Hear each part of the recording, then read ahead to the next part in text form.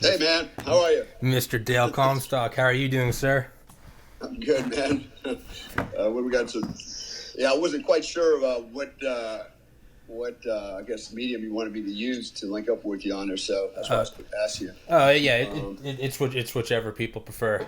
It's Okay. yeah. Is this a live video recording or just audio? I'm recording the video and audio. Okay. I don't upload it live. Some people like for it Okay. to be uploaded live. I Yeah. don't. I'm like, dude, I like to go take piss breaks. Like I don't like to be on the Yeah. spot. Yeah. But yeah, are you okay with that? Yeah, I'm good, man. All right. Absolutely. So, thank you so much for doing this. I've watched interviews with you nonstop for the last 3 days. I finished your book and I went through and reread some chapters today. Yeah, I told you I texted probably my best friend and I was like, hey Joe, I'm having on an ex Delta Force guy. Hadn't talked to him in probably 6 months. And yeah, he texted me a picture and said, if it's not Dale Comstock, I'm not listening. I was like, okay. So, yeah, Very cool. this is, today's going to be Dalecast because, not Tommy's podcast. This is going to be Dalecast because you are hands down the most interesting person I've had on here yet. And, I feel like I've already spoke too much. So, why don't you introduce yourself and just tell everyone how you've done more in one lifetime than I think most of us will do in 100. So, floor is yours. Wow. So, all right. So I'll give you a little.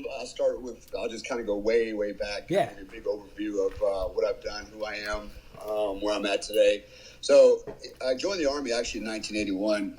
My father was in the Army for 20 years, and then right out of high school, I went in the Army, followed his footsteps, and the whole idea was. I grew up in a military culture all my life. I had military concerns in Germany and across the United States. So it was just, it was a natural fit for me. So I ended up joining. My goal was to go be an airborne ranger. Right? And the way I got sold on that is I knew I wanted to go in the military, and then I saw an advertisement in I believe it was Reader's Digest, and they had a little one-page advertisement in there for Army Rangers, and they had the guy coming out of the jungle with camouflage on his face, patrol cap, rappel rope around his chest, car 15, and I thought, man, that's it. That's what I want to do. So I ended up going down to recruiters with two of my best friends, in fact, and we ended up signing up on a delayed entry program. So we signed up in the beginning of our senior year, went in the military finally.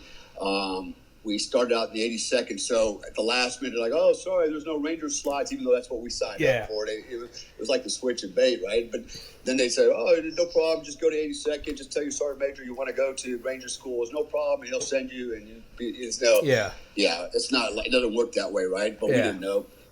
So anyways, I ended up in the 82nd, 325th Airborne Infantry, and then spent about a year there, and then I spent 3 years in the 82nd LRP detachment, down with the 13th Military Intelligence.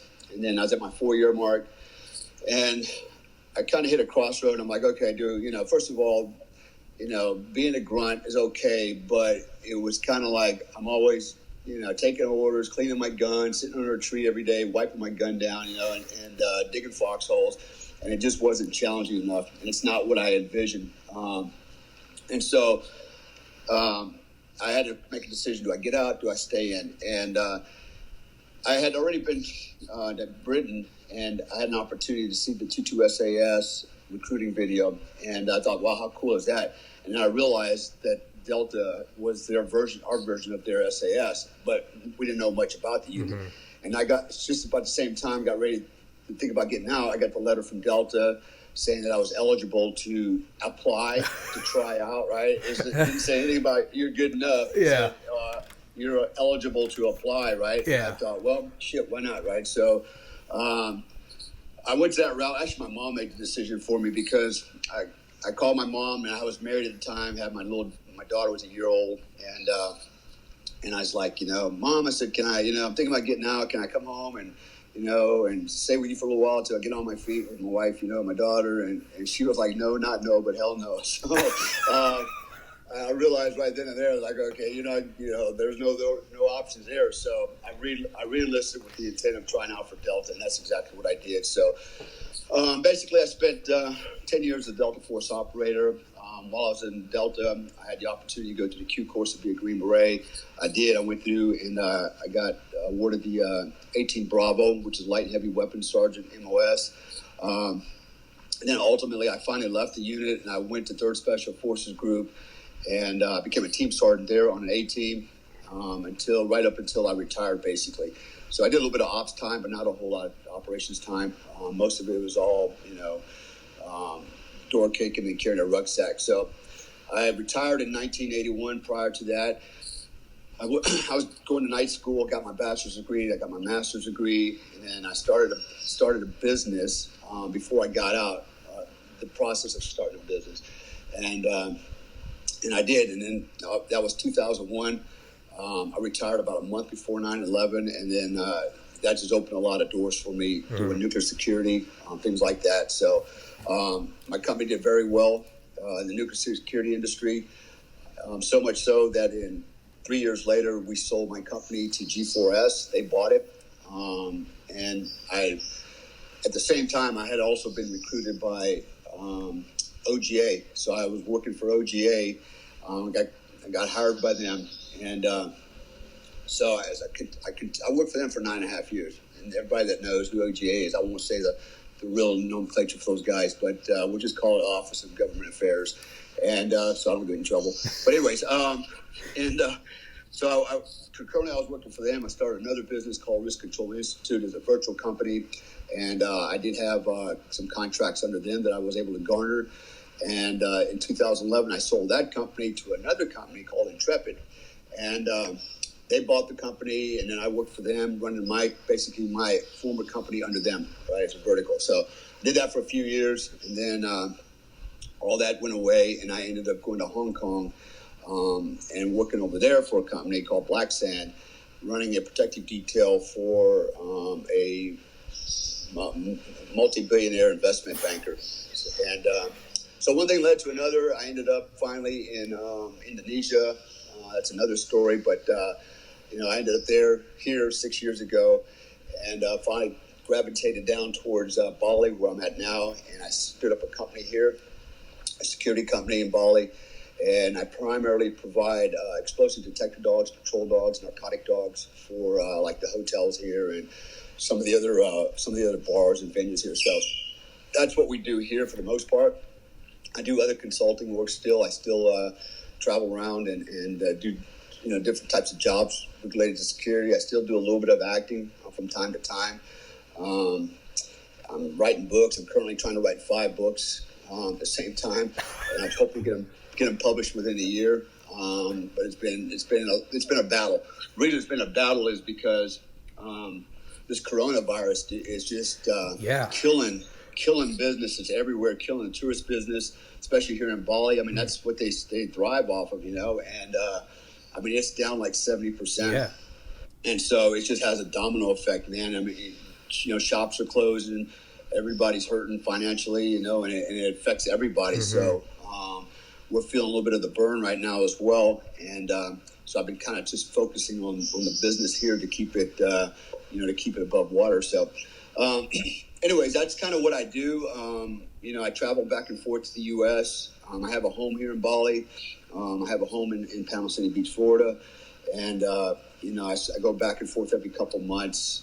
And the reason I go back to Florida is because I still have my little girl there, mm-hmm. Boo Boo. Mm-hmm. And it's just so I can spend time with her and then, just do stuff in the States that I normally do. So, in fact, I've got a training seminar this month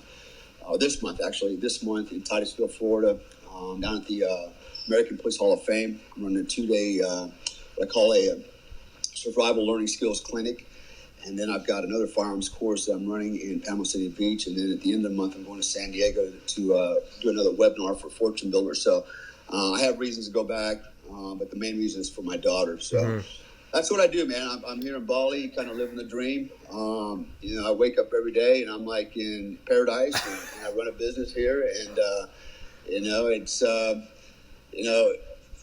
mean, on one hand, running a business is not easy. Yeah. Anybody says, "Oh, you're lucky you got a business." Well, let me tell you, man, it's not for everybody. It's not easy to do, and it's a 24/7, 365, endeavor, man. You're on the clock all the time. There's no vacations. There's no days off. So, hats off to all the business people out there that have their businesses, especially small businesses. They're earning their money, man. And, so it's not for the faint of heart. But anyways, I couldn't have it any other way. I've been, working for myself basically for 18 years now. And, I've done all right.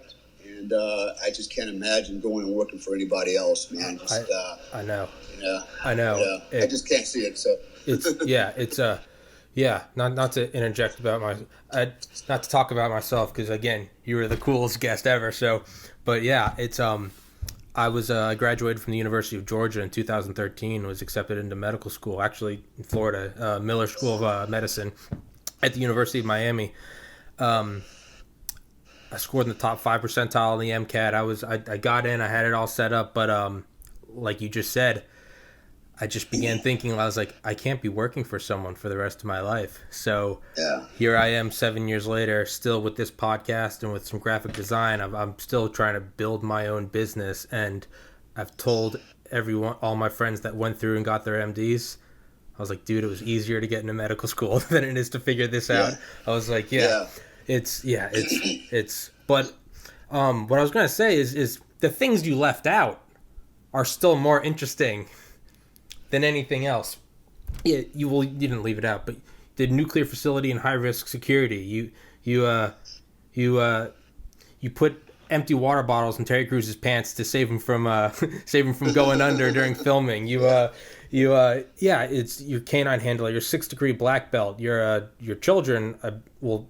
When you wrote your book, I don't know how far they've gone since, but they were receiving black belts. There's a picture of you, your wife, and your son all competing at the same bodybuilding competition. It's kind of like, I don't follow a lot of sports, but it's kind of something like a couple of years ago when the Patriots came back and beat the Falcons in the Super Bowl, biggest comeback ever. It's one of those things that I've heard people say, if that was a book or a movie, it would almost be cheesy because it's too fantastic. But it happened. It actually happened. Yeah. They're down 28-3 in the third quarter. Listening to your interviews and reading your book, I was like, if someone wrote a story and the main character was Dale Comstock, I almost couldn't buy into it, because I'd be like, there's no way. Yeah. But you do all this stuff. It's yeah, I mean, if you can't tell, I'm fanboying over here, man. But it's, dude, No, you're right. Whenever people ask me, about my background, I always have to give them a little caveat, a little preamble, and say, look, you know what? It's going to sound fantastic. It's going to sound unbelievable, but it's all verifiable. Yeah. I don't need to embellish anything. It's all there. Even my DD-214's on the internet. So if anybody questions my military, background, it's all out there. But no, you're right. My son, he's got his black belt. He actually got it when he was 7. Finally, my daughter's a 2nd degree brown belt. My oldest one, they're both college graduates. My son's in special forces also. He's a Green Beret. My daughter's an entrepreneur. She's a business coach, mentor. And I have another daughter that just graduated a trade school, and now she's working in Charlotte. She's doing very well. And I still have, some younger ones. So, but yeah, you're right. It's people, and so I do performance coaching as well, right? Actually, my oldest daughter talked me into it a few years ago, and people used to always ask me, like, Comstock, how did you do so much? And at first I didn't think I did that much. And I just thought I was keeping up with the other guys in the unit, and said, after I started thinking about it, I was like, I guess, compared to everybody else, I have done a lot, and what is the reason for that? How was I able to do that? And there's actually a couple reasons and ways that I did that, but I did it almost unwittingly. First of all, I've got a lot of drive, man. I'm like a shark in the water, man. If I stop moving, I die. So I got to keep moving, right? And keep doing things. I got to keep eating. and I have a keen interest in a lot of different things, even things that are not, maybe very interesting. I like to take an interest in it and learn about it because, it's, knowledge is power, man. And I like to explore, explore new things. Can you hear me okay? Yeah. You're talking. Okay. Some background noise with my employees. So anyways, part of it is I got, a lot of drive.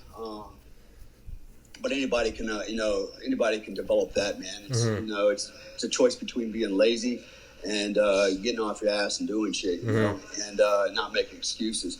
So, that's one of the things is drive. I never quit. If I fail something, I don't go, I didn't give up and just move on to something else. I keep at it until I get it right. The other thing is time management and multitasking, I've got to be able to manage my time, and I've got to be able to do multiple things at one time. The old adage, how do you eat an elephant one bite at a time? Well, that works for all the other performance coaches out there. That's their little thing. Oh, he's, do one thing at a time. Little bit, yeah. Yeah, focus on this and then work on that. And it's like, well, if you do that, you'll never achieve that much in life, I was able to eat a whole lot of elephants at one time, one bite at a time. I just go back and forth and nibble on this one for a while, and then on this one, and and that's how you get ahead. Yeah. So there's a lot of performance coaches out there that are full of crap, is the way I put it. And I don't care how much money they got. Maybe they were successful at one thing and they made a lot of money, but that doesn't mean you can train people to be better versions of themselves. And that's the thing, right? Now, I like picking on Tony Robbins. He's done really well. He's made a lot of money doing one thing. He's the master, salesman, but. And I always joke, I say, Tony Robbins lays in bed, dreaming about Dale Comstock. What's it like to be that guy? Because he'll never, ever be able to achieve what I do. His money can never buy it. And, and I'm richer than he is for that reason. And I can always do what he does. Yes. Like I'm doing it now. Yes. Maybe I don't have his money, but I can do what he's doing and more. So, and why is that? Because what I teach and, what I promote is it's not just think a certain way. It's actually how do you think that certain way. There's a process, and there's a neurological process that's involved with this thing, and a metaphysical process. There's these other elements that are at play that most people will just dismiss as it's a bunch of hocus pocus. And I say, you go right on and believe that, and let's compare resumes, because I can tell you my achievements are grounded in certain principles that are not taught in school. Most people would roll their eyes at it because they're linear thinkers, can't think outside the box, and they're not willing to challenge paradigms, right? That's the difference. I'm willing to challenge all paradigms and not just listen to, the crowd and just stand by. Let me tone these guys down, but hey.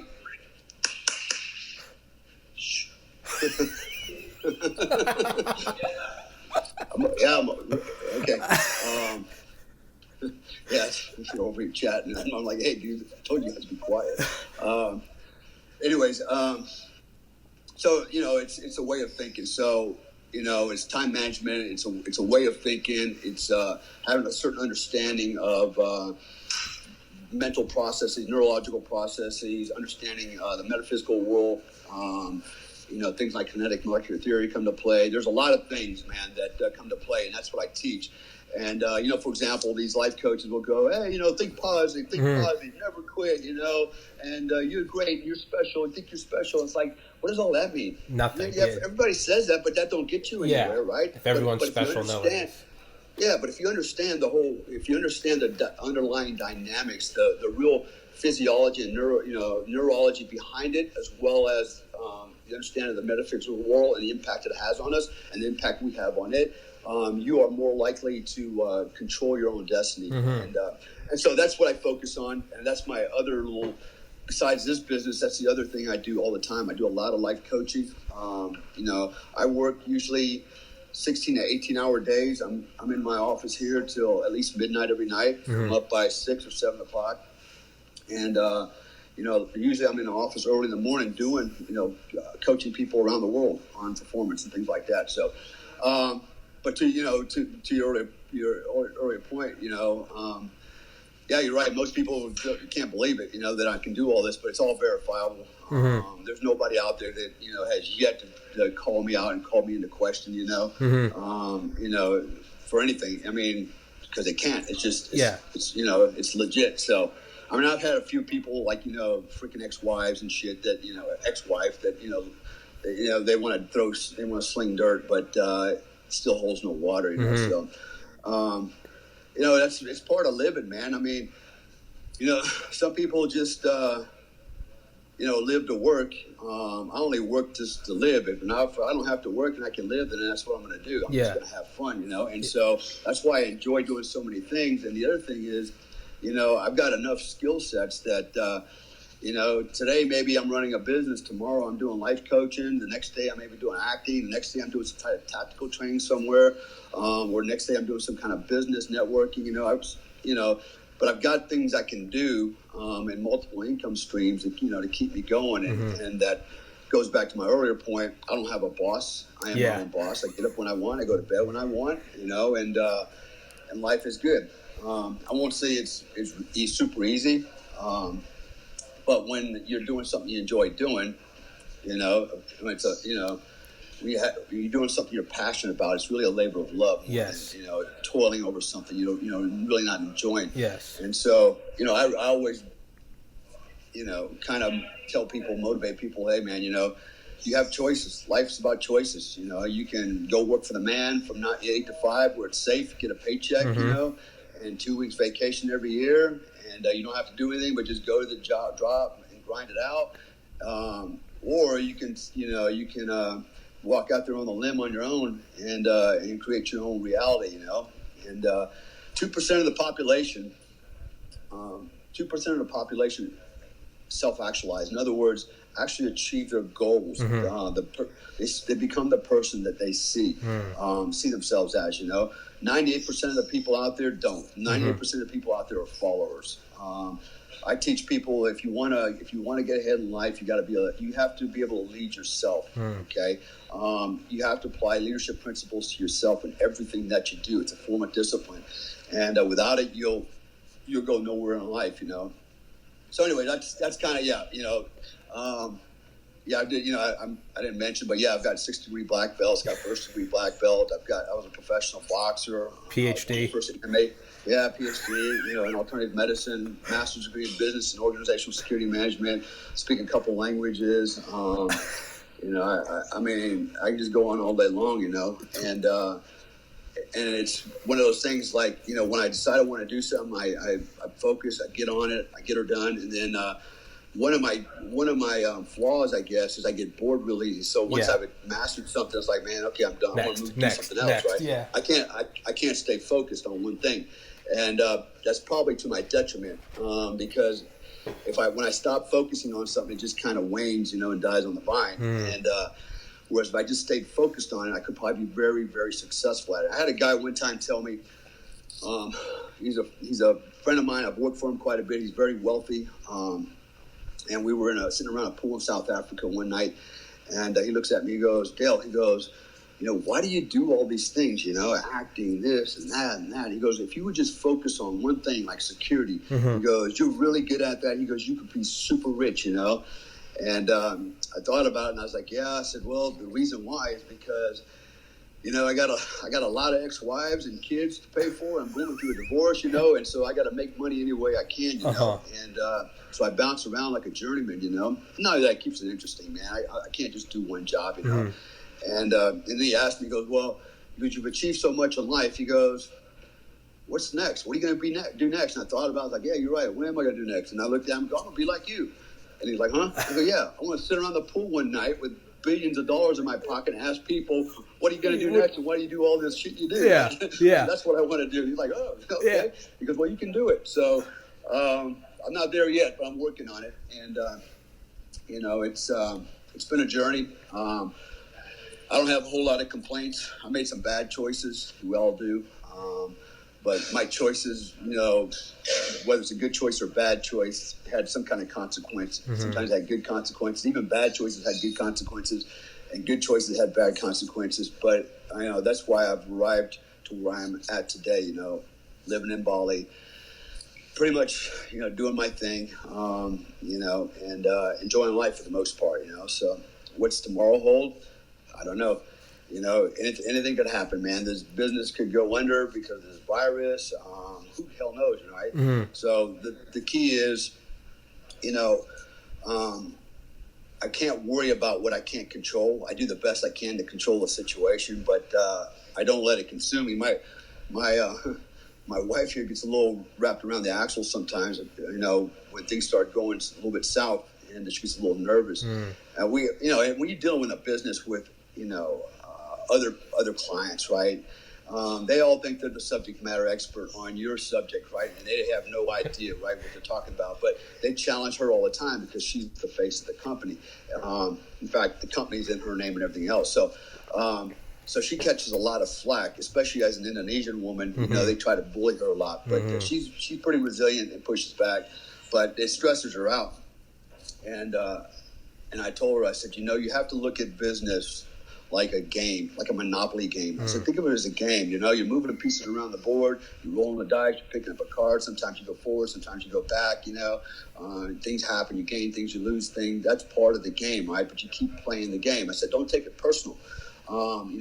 Never take it personal. Think of it as a game, right? And then I use the analogy of that movie Jumanji, right? Imagine we're in a movie in Jumanji, right? Yeah. Where these characters, and all these people that are, assholes to you.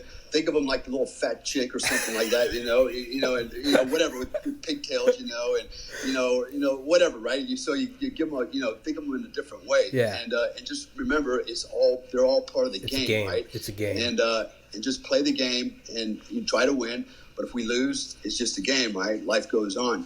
And so every time she gets a little wigged out, I just look at her and tell her Jumanji. It's a game. Kind of snap her back into the game mindset, right? We all have masks on. We're just playing the game. Yeah. It's Yeah, exactly, man. And these are some of my philosophies. Approaching like one of my other approaches to life is, I don't look at my issues as problems. Okay, I look at them as challenges. yes. So. People go, oh my God, we don't have any more money. What are we going to do? Oh, sky is falling. And, they freak out and they try to react and try to fix it. Right. And so usually it's out of some type of desperation. And a lot of times they just exasperate the issues. Whatever. So what I do is I go, it's not a problem. Okay. Because a problem requires a solution. I got to fix this. Whereas if I look at it from a perspective of a challenge, I invite the challenge because I'm going to conquer it, right? It's going to make me stronger. So I kind of embrace it, like, okay, watch this, and so, and I have let's say I don't have any money, right? I don't free him. Oh my God, I ain't got no money. I'm like, okay, I don't have any money right now, but I'm going to get some more money. Watch this. How am I going to do it? Okay, I'm going to use my head. Yes. Right. And I'm going to work my way through this issue, but I'm going to get the money. It's going to come to me. And I use positive affirmations. I think positively, in that I say, I have the money. The money is here. The money's on the way. I don't know where it's coming from, but I know it's going to happen because it goes back to my mindset. It's the subconscious is at play now, and it's when I mentioned earlier about the metaphysical world. This is where there's a connection between the metaphysical world and our subconscious. So again, there's going to be people sitting out there going, "Oh my God!" Screw them.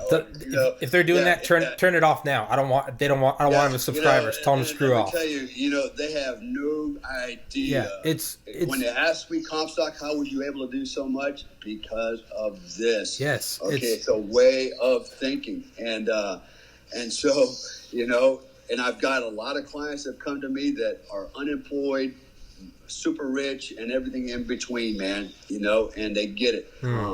Especially the rich ones that are very successful. They have stumbled across this stuff. They don't even know what they were doing. Yes. But it was their mindset that got them there, right? And it's not just a matter of, well, I'm never going to quit. You know what? If you never quit and you keep failing 100 times, at some point you got to stop and go, wait a minute. You know what? What am I doing? Am I going to fail 200 times? I mean, if you keep getting the same results, then maybe you ought to stop and change what you're doing, change it up a little bit. So, but anyways, it's all about mindset. But I tell people, see it as a challenge, not as a problem. And I use a boxing analogy, right? So when I was an amateur boxer, when I first started boxing, I walk into the corner of the apron of the ring, and I look over at my opponent and go, holy crap, the guy's freaking pretty good shape, he looks pretty scary, and oh my God, I hope he don't knock me out, it's going to hurt, hope the crowd doesn't boo me, I don't want to lose, I'm thinking all this shit, right? And then I'm thinking, okay, I'm just going to get in there and hopefully can get this over with in 2 minutes, 2 seconds to knock him out, right? Yeah. So I got there swinging like crazy, and he's doing the same thing, and then, somebody gets hurt, gets knocked out, or nothing happens, right? But as you become more experienced, you walk up to the corner ring, like when I turned pro, and I looked at the guy on the other side. I no longer perceived him as a problem, right? Before it was a problem. And now it's like, okay, he's going to punch me. He's probably going to punch me a lot. It's going to hurt. Crowd might boo. I might get knocked out. I might get killed. I've seen 2 guys get killed in the ring. These are all things I accept as part of the game. It's like, okay, there's no point even dwelling on that because I can't, it means nothing, right? What I focus on is the challenge. The challenge is, do I want to win in the 3rd round, the 4th round, the 7th round? How do I want to win? Do I want to take them out with a 3-point combination? Do I want to showboat? Or do I just want to be there, just the focused, quiet guy just going down there doing my job and getting out of the ring, So I was, the big picture is me holding the belt up at the end. And so when I went in there, I had a different air of confidence because it's no longer a problem. It's a challenge. The challenge is I want to win. And this is how I want to win. I wasn't fighting out of survival. It was no longer survival fighting. It was going in there to impose my will and be the champion, right? So the mindset was different, okay? That stems from a lot of things. It stems from experience. Also, it stems from understanding what you're facing, because we fear what we don't know. But once we understand it, we use our fear for that, right? And now we can actually focus on what's more important, like strategy and the outcome. And so it's mindset, and these are the kind of things I like to teach people, and these are the kind of things that help me get through my life every day, and it keeps everything in balance and helps me keep my sanity. But I won't lie to you, I'm a human being too, there's things that get to me, it's like, oh man, and then a lot of times they'll stress me out for a second, and then I have to stop, sit down, go, Dale Comstock, take a deep breath, drink some water, breathe, okay, practice what you preach, okay, and I've got to, you have to do that, it's part of learning and growing, so I'm always learning, I'm always growing, I'm always relearning, to keep myself going forward. So, and the other thing I found out too is, a lot of times, so your brain, your brain gets its energy from glucose. It doesn't burn fat; it burns glucose. Okay, and if you're down on carbohydrates, you're down on glucose, you get goofy, you get loopy, right? And you get, and not only that, you don't, you're low on your hormone levels, you get moody, depressed, and I noticed that I tend to get a little bit more emotional, a little bit more depressed when I haven't eaten. I don't have any carbohydrates in me. And so what I do is go, okay, you know what? You feel a certain way because part of it mostly is hormonal. Yeah. And I'll go get me something, a candy bar or some food, and I'll get some carbohydrates in me, get my glucose levels back up, and I start feeling better. Women are good for this because I've noticed with, my ex-wives, all my wives, right, and girlfriends, I can always tell when they're hungry, even if they don't tell me they're hungry, because they get all pissy, right, and grumpy, and I'm like, and then I realized, yeah, they're hungry. I said, and I've learned now, hey, just go put some food in them, and they'll be okay. Sure enough, man, it works. 30 minutes later, they're all happy again, because they need that carbohydrates. But women seem to get more aggressive than men when it comes to that. I don't know if that's a primal response to needing food and hunting and foraging or what that is, but I have noticed that, and I've also noticed with me, I just get kind of goofy, man, and and a little depressed. I don't get angry. I'm like, I can't think clearly. So these are kind of things I like to talk about, with people when I'm coaching them or training them. I apply all this stuff to my own life, and it just makes for a better understanding of life, and it makes it more life a little bit more enjoyable and bearable. So anyways, yeah. It is what it is. That's my resume, man. It's pretty long. Yeah, I was gonna say, yeah, I know. With girlfriends getting hungry, you can't say, hey, go get some food, because eventually they'll catch on that you're. Oh, so you think I'm bitching? You gotta subtly be like, hey, babe, let's go get a milkshake. Are you craving a milkshake? Because I'm craving a milkshake. You gotta be suave. Yeah, exactly. Exactly. But I wanted to further touch on the visualization, the mental, the positive affirmations, because it's something I've done my whole life, and like I emailed you, I had never known anyone else to do it, and for most of my life, I didn't exactly know what it was I was doing. It was like you said, you'll find successful people that they'll have figured it out on their own without knowing they figured it out. You know, it's like right. It's like if you put people on other sides of the world, eventually they're probably both going to discover fire. They don't necessarily have to teach each other. It's because or physics. Physics is a great example. The laws of physics are permeable. They permeate all. They are universal. If the world explodes and life arises on a different planet, they don't have Newton, but they'll figure it out. It'll be whatever. Starting early on I've done it my whole life, but I'd say I really got into it in college. When I was always a terrible student. I was a meathead in high school, just a terrible student. And my sophomore year in college, I just kind of hit me one day. I was like, I'm going to be a doctor. But what I started doing was meditating, and about 20-30 minutes in, when the stream of consciousness would kind of slow down. And, you know, when you first start meditating, it's everywhere. It's what do I got to do today? I'm doing a podcast with Mr. Comstock. What am I doing tomorrow? I got to go to the gym. I got to get some groceries. And it's going on, and I haven't talked to him in forever. Man, my ex-girlfriend must hate me. But it's slowly, they become less and less frequent, and finally it kind of slows down. And it's almost like when the dryer or the washing machine's on, and you don't even know it's on until it stops. Yeah. You don't realize that they stopped. All of a sudden, you're like, what is this peace? What is this quiet? And you're like, oh my God, I stopped thinking. I found in that time and I now do it intently, but for years I did it without even knowing. It was, so for instance, trying to get into medical school. It was like, all right, I gotta take biology 1, and way down the road I gotta be taking organic chemistry and cellular biology, and I gotta publish research and blah blah blah, convince a med school to take me. But at very first it was just, what do I gotta do? I gotta get an A in this class. And it wasn't just, it's like you said, never quit.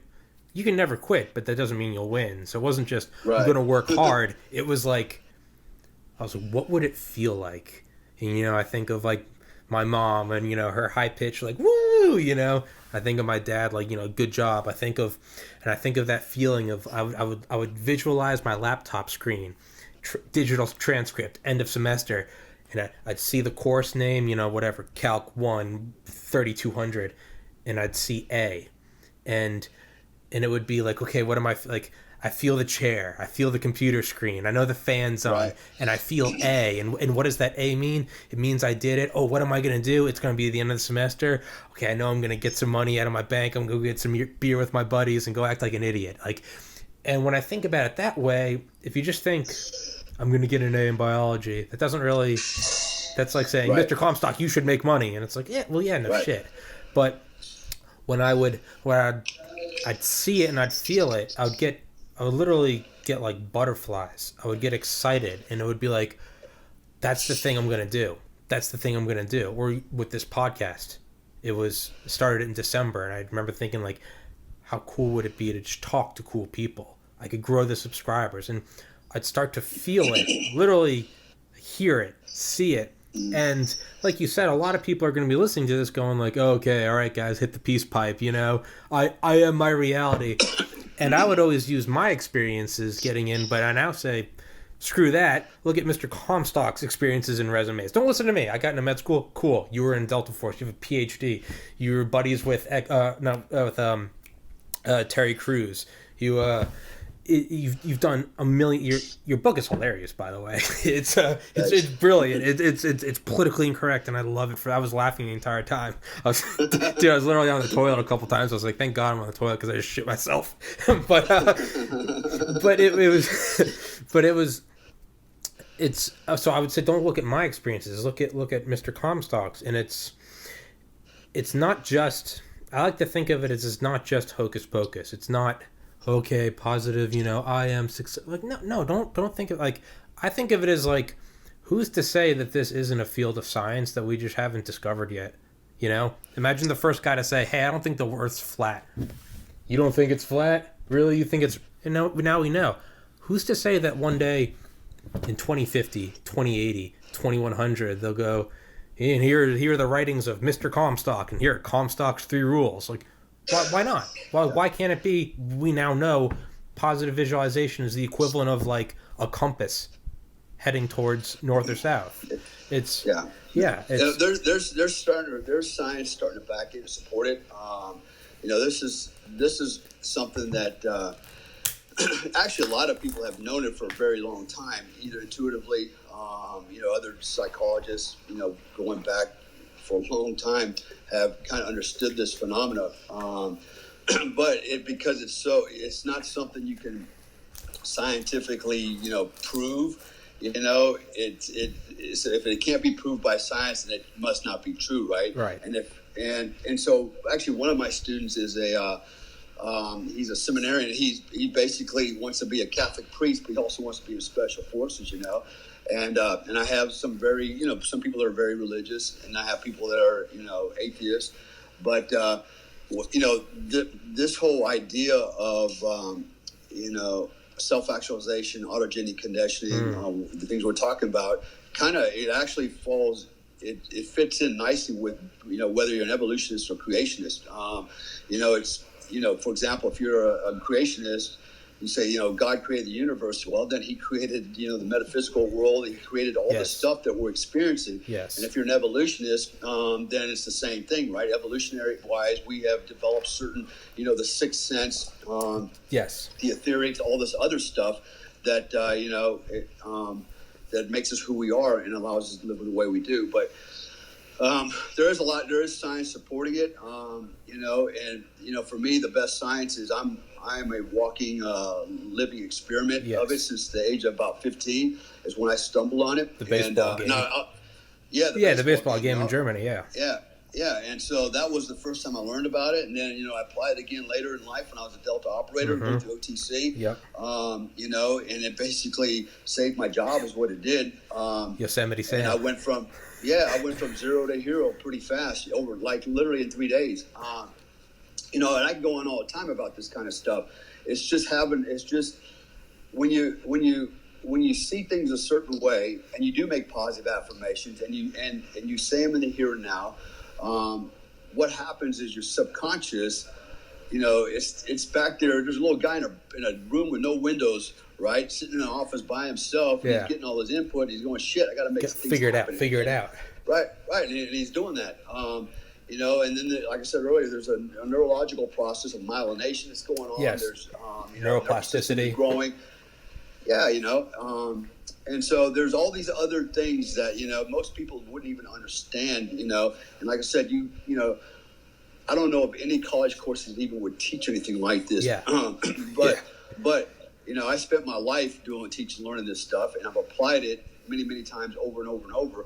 And I know that it's a thing, it does work, and it's really the basis for all of my success. And so I haven't become like a Nazi where I'm like, Dr. Spock, and I'm kind of focusing all the time on everything. It's just now it's just cultivated a way of thinking, way of meditate. I can meditate right in my motorcycle. Okay. Yeah. It's a way of focusing. Yeah. It's really concentrated, or focused intent. Thought. Yeah, exactly. And so, and that basically, sets everything up in my system neurologically, physiologically, metaphysically, and it kind of orients me towards what I'm thinking and what I want to do. Just like, but not only positive stuff, but negative stuff. You have negative thoughts, you create negative outcomes for yourself inadvertently. If you hang around negative people, it's the same thing, right? Here's an example I give to people. All right, everything in this planet is made up of energy. Everything. This wooden table has energy at the molecular level. Those molecules are always moving. It's all dancing around, Yeah, so they're like pool balls. One push another one, but everything is moving, right?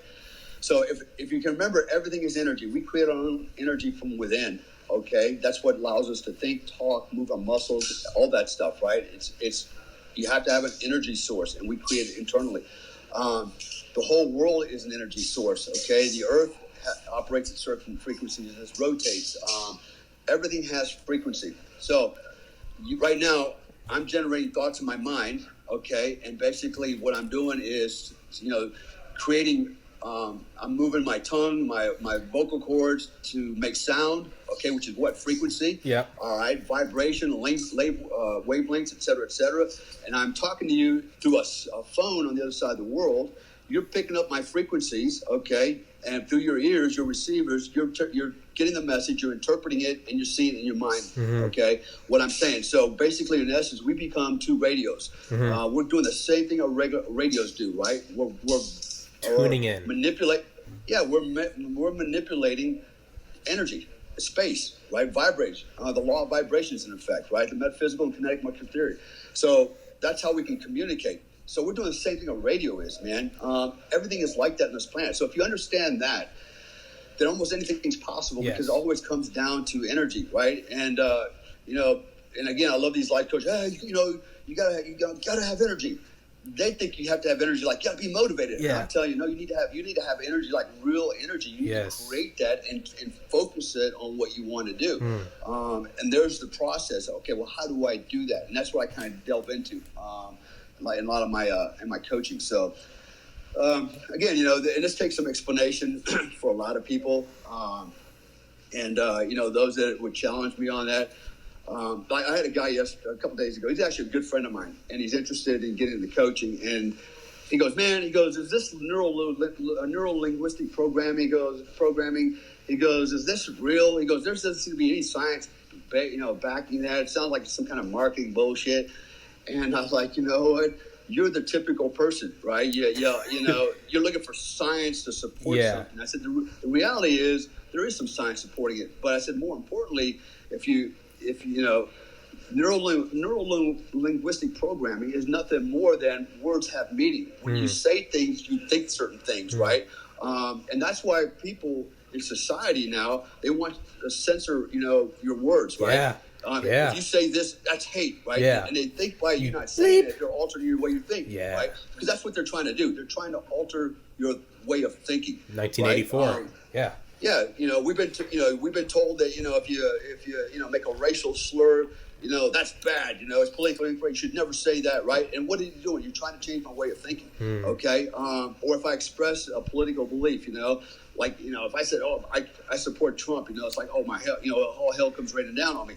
They don't want me to believe that. Think that that's right. That's why they they indoctrinate kids in school now. There's history classes and they're comparing Trump with Nazi, Hitler and all these other people. Yeah. So it's really comes down to that. But so people know one way or another, they know that words have meaning and words shape thoughts, right? And so neuro-linguistic programming is a thing.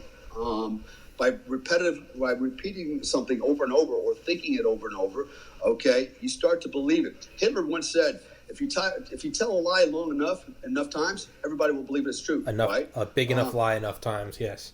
Yeah, and so there's a lot of truth to that. And so we can do it to ourselves as well. If you always tell yourself, I suck, I'm a terrible person, I'm stupid, well, that's what's going to happen. You're going to be stupid. You're going to suck, and you're going to be a terrible person. Yeah. That's your life. You've just created your own reality, right?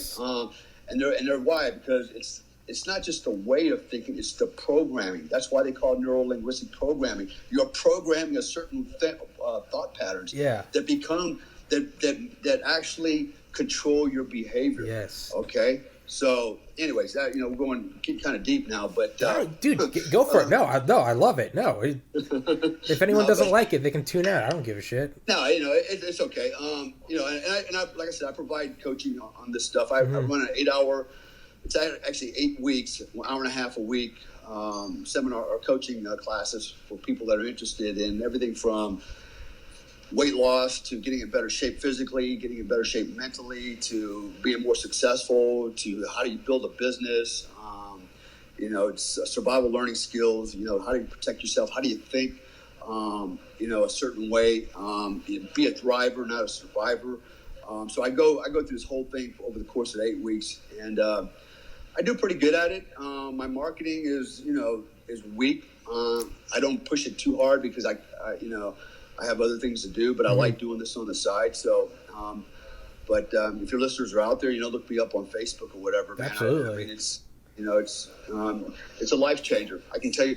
I'll give you an example how much of a life changer it is. I'm going to tell you about my wife. All right. So my wife is Indonesian. When I met her 6 years ago in Hong Kong, she was a maid. She grew up in a village all her life. She worked overseas for 13 years, cleaning other people's shit, basically. And then I met her. One thing led to another. Over time, we built a relationship, and we came. She moved back to Indonesia. Then I came and followed her back over here. And she's got a 6th grade education, which is probably 5 levels higher than most people have. Here in Indonesia, you have to pay to go to school. It's not compulsory. If you want your kids to go to school, even in elementary school, you got to pay for it, right? Oh. Yeah, and you got to buy the uniforms, all this stuff, right? So she was lucky to make it to 6th grade.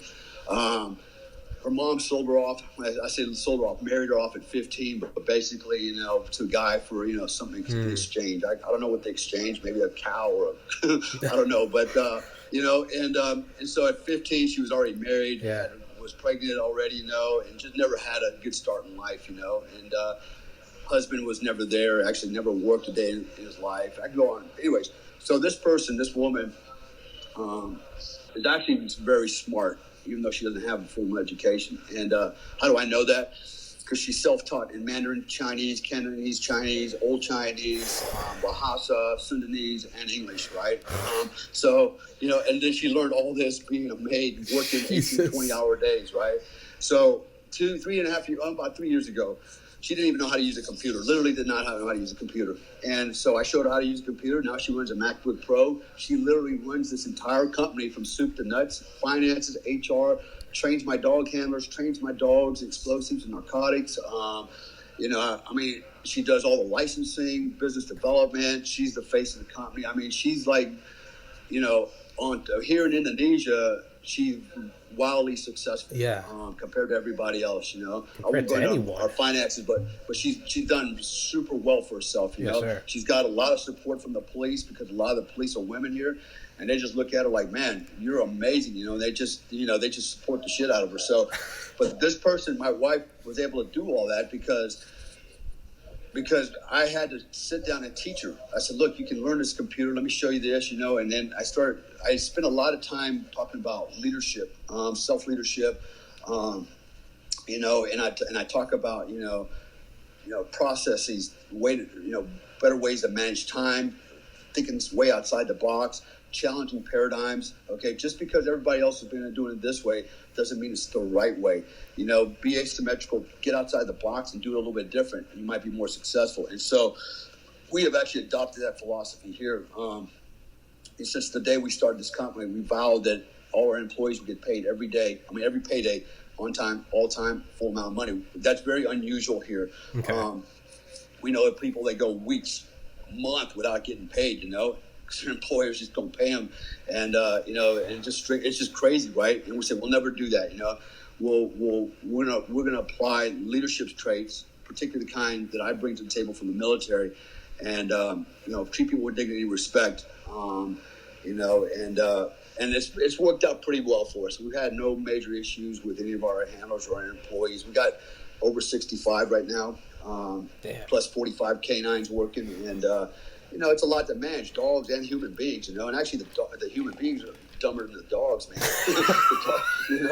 I hate to say it, man. The dogs do their job all the time, man. They don't care. They do their job. They were trained to do. The others, not so much. But anyways, she's one of my success. I have a lot of success stories. I mean, from millionaires to bankers to teachers to unemployed people to police officers. I can go down just military guys, young guys that want to go in the military.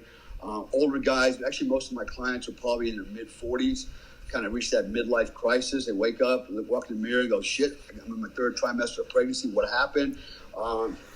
Your boys, the kids don't want to play with them. They're playing with the dad next door because he's in better shape. The wife don't want to play with him because his wife's playing with the dad next door. He's in better shape. So there's all these issues. And someone wake up having, come to that realization and they need help. And then they realize, hey, I'm out there. I could possibly help them. And so I do. And I have never had any negative testimonials. Everybody's been very positive. I think everybody's walked away with, a lot and has learned a lot and changed their lives. The most important thing about changing your life is changing the way you think. And you'll never change your situation. You'll never change your life. You'll never change anything that you do or you are until you actually change the way you think. That means challenge every paradigm.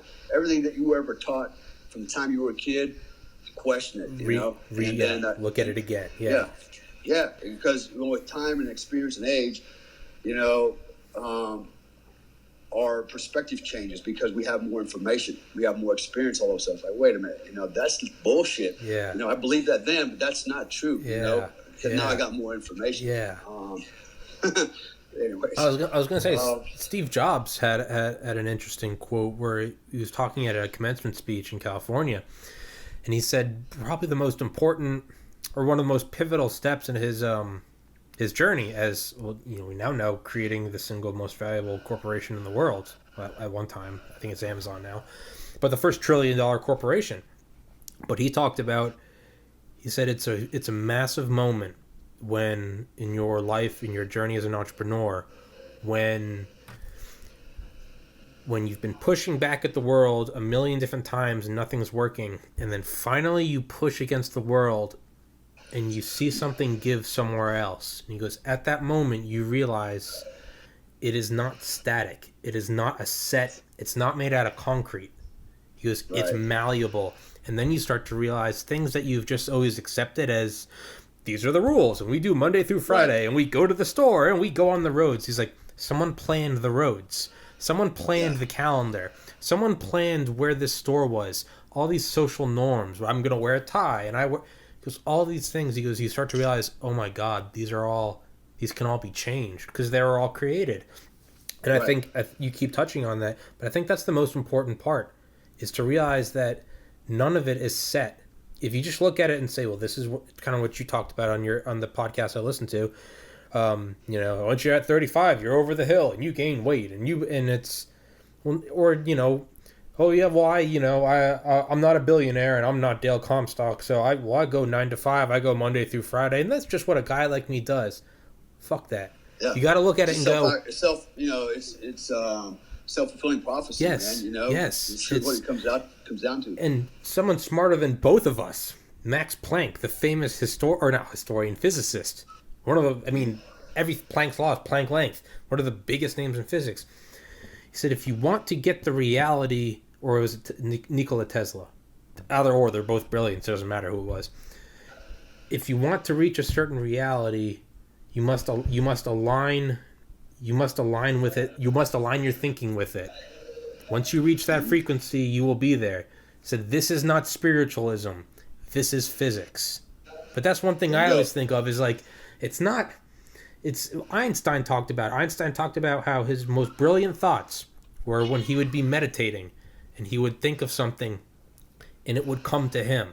So it's not forget me, forget Mr. Comstock. Look at these brilliant guys that literal physical laws are named after. Planck length, Planck speed, Planck time, Einstein, Nikola Tesla. These guys all talked about, if you want to reach a certain place in this reality, in this existence, you must match it with your mindset. And they all said the same. They're like, this isn't woo woo woo, hit the peace pipe, kumbaya. No, this is no different than a radio. You're tuning in. When you want to get to a different radio channel, do you go, oh well, I guess this is just the song that's on? No, fuck that. You change the channel, and then you find whatever, Led Zeppelin. You change the frequency. You're like, this is it. Right, this is it. And it's tuning in. You align yourself with the right frequency. Okay, and frequency is everything. Everything. There's healing frequencies over 524 hertz that have been shown to reverse disease, cancers, things like that. There's different frequencies that affect mood. For example, if I listen to some really slow, Marvin Gaye music or something. It makes me just relax and want to go to sleep. But if I listen to some head banging metal music, it time to gets go me to the amped gym. up. Yeah. If I listen to something that has white noise in it, like sitting in the back of an aircraft with the APUs running, everybody goes to sleep. That white noise just kind of lulls everybody to sleep, So it's frequency. These are all frequencies. Our way of thinking is congruent with certain frequencies, and you get certain results from certain frequencies. I tell people all the time, if you feel a little, out of sorts, a little depressed or whatever, a little anxious, take your shoes and socks off, go walk around inside the grass for a little bit. And basically, feel it in your toes, ground yourself with the earth's frequency. That's the natural frequency, That's why the American Indians, they talk a lot about, the spirits, and they talk about the animals and being in touch with nature, they really get it, man. They understand that piece of it, that we really are, just one piece of this whole big, electrical sphere. We're part of this whole component, man. And so, you're right. Those guys, Einstein, everybody, man. The physical, the physics behind it is what drives us, man. And it always comes back to energy, man. It's always about energy. I got a quote here that I got from about Albert Einstein. It said, the only source of knowledge is experience. And that's so true, right? Because, knowledge is power. We fear what we don't understand. And so, the only way we really know something is once we've experienced it, And so, you can read books all day. So I'm kind of digressing a little bit here, but go for it, dude. There's no structure here. Talk about whatever. Yeah. No, I'm looking. I've got all these things come across my feed about life coaching certificates for $25. Be a life coach in 30 days. And I actually messaged them and go, hey, I said, how does a guy that has no more life experience than anybody else out there, never really achieved anything except putting his pants on and going to work every day from 8 to 5? How does he become a coach and mentor other people? Because in my mind, I would think that if you want to be mentored, you want to be mentored by somebody that's done that, achieved all that, right? Yourself. And reached certain heights, right? And, of course, they deleted my message, which is funny because all these people were on there like, send me, to them. They're like, I want more information. How do I get this? I'm like, man, you guys are a bunch of gullible lemmings, man. But, and I look out there, man, there's a lot of people out there doing this. And it's like, actually, I have coaches that were Tony Robbins coaches, trained by Tony Robbins as life coaches, and I'm now coaching them. Because I asked them, I said, how did you do? Well, not too good. Why? Because you really don't have the foundation experience to talk about it, right?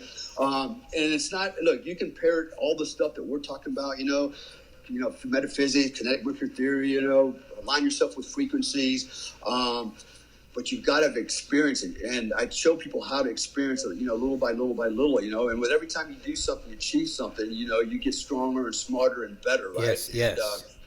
And like, I have a little saying I always, put out there. It's, with every victory I'm empowered, with every defeat I'm more resolute, but I will never quit, right? And because I know I keep learning and learning and learning. And that's how you grow. You grow from mistakes. You grow from failure. That's how you succeed in life, right? Anyways, I kind of got a little off on a tangent there. No, not at all. Let's see. There's actually got people messaging me here, and maybe they'll listen to the podcast. I don't know. I saw your questions earlier. People always tell me I have the bladder of a 9-year-old. Do you want to do those questions? Yeah, we can. If you want to do the questions, I saw a bunch of them on there. Any one of them that you think would be interesting. Oh, sure. Happy to answer. Yeah, sure. Let me pull them up. I wanted to, my question before we go down that. I wanted to. Oh, one more thing for everyone listening. I forgot to you were 23 when you got an adult divorce. That's just when I was 23, I was stealing mailboxes with my friends. Actually, at the time, I was one of the youngest guys ever make it there. There's been a few since then, but at that time, it was kind of unprecedented. The average age was about 33 of the guy that made it, I guess, I made it through it physically, and I guess, I impressed enough at the board that they thought, they should give me a shot. So, But, even back then, it was all mindset, man. I was determined to make it through the course. I trained like a madman. getting ready for it. And, mentally, I prepared myself, because it was a big command board that I had to face, and 3 psychologists, everybody. And, I mentally prepared myself for anything they might throw at me. The most important part was being reasonable and sensible in my answers, and not assuming that they don't want to hear from Rambo, but they don't want to hear from Pee Wee Herman either. They want to hear from a guy that's like sensible, can make a right decision, knowing that there's always not a right answer. So and I guess I answered the questions properly, or good enough, and so there I was. It was a great experience. Probably a lot of people define me by, the guys in Delta Force, but, that was a long time ago. And I actually don't define myself by that anymore. It's like, okay, I'm still, technically, once you're a Delta operator, you're always really a Delta operator. But, that's one of many of my achievements. I became a Green Beret. I worked for OGA, which that in itself was a very tough achievement.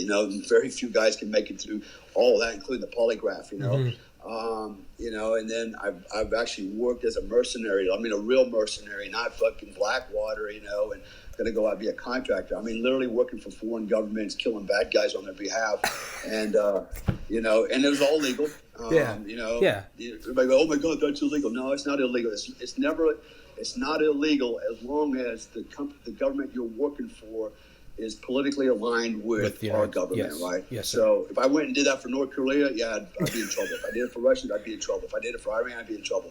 But the people I did it for, the American government supports them. Yes, sir. So I've done a lot of things on that level. Actually, the last time I was deployed downrange was about 4 years ago, live fire, doing the real deal. So at my age, I'm still out there. I'm almost 57 now, and I'm getting ready to get on some more projects that are high risk, and they require the body of a young man. But I keep myself in shape. Yeah. Go to the gym 4 or 5 days a week. I'm as strong as I ever was. I've still got it physically. I'm not. I've broken my back in helicopter crash. I've torn ACL, the meniscus. I've had concussions, but my body's 100%. I mean, it's 100% functional. There's nothing wrong. I don't get up complaining because why? I exercise. Yes. I have the right mindset. I try to eat properly. I drink a lot. I drink a lot of wine at night when I'm working, but and I eat hamburgers. But it's everything in moderation. Yeah. It's a mindset. I wanted. I was gonna say that deer story, chasing down the deer. Yeah. One of my dad's best friends. My dad has a story about them hunting years and years ago. But he was like, we were out there, and his friend, we'll call him Bob. Bob was chasing a deer, but he got off the radio. No one knew where he was, and my dad was there. And he sees the deer jump out over the road, and he sees Bob chasing him with a 357, shooting him, finally kills him, jumps on top of him, and literally bites his nose, off. And I was just like, and this guy was a Marine. And I was always thinking, holy shit. And I was reading your book yesterday, and it's and I'm chasing this thing through the woods, and I catch up to it, and I hit it with the crowbar, and I jump on top of it like riding a horse and cut it ear to ear. And I was just reading. Army knife. Yeah, and I was reading, and I was like, "Holy shit!" I literally went downstairs. I was like, "Dad," and I was like, he's like, it makes sense because his friend. I'm like, yeah, no, this is exactly what he did. Yeah, and you look up, and the training's looking at you, and it's like oh shit, is this what the unit is? All I could do is look at him and go, "What are you looking at?" Yeah. And then scamper off in the woods, So I had to keep my cadre face on. Yeah. Dude, that guy has told that story Oh yeah. What was it like trying out for Delta Force? You'll never fucking believe me. I saw Rambo. It's not a movie trope, and it's like, nah, man, he needed a Swiss Army knife and a crowbar. That's all he needed. He doesn't need a Barrett 50 cal. I saw him do it. I couldn't leave that thing laying out in the woods crippled. That's. I felt like It's the right thing. Well, that was the same thing. He make it easy for me. Yeah, well, that was the same thing.